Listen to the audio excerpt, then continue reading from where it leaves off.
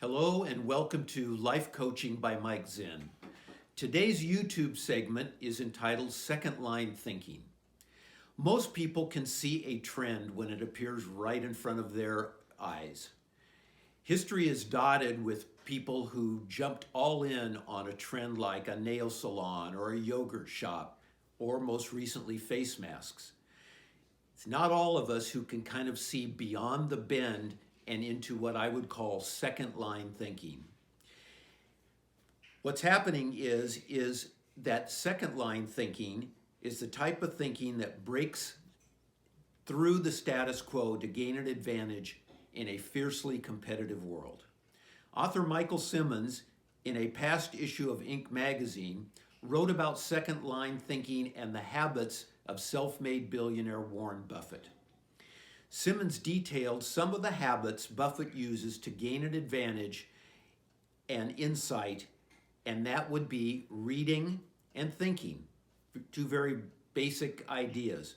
Buffett's personal developmental regime includes setting aside about 80% of his time for reading and thinking, most of it long-term thinking. Buffett unconsciously schedules big blocks of time and makes deliberate learning his number one priority. He's trying to go beyond the minutia and busy work and gain perspective, and in his case, ultimately wealth. Now, unless you schedule this time into your busy week, you will not achieve the full value of this exercise. Most people do not have the luxury of a support staff like a Warren Buffett. We all have our families, we all have our work that we take care of, and it's usually all done by ourselves or with a small group of people in our families.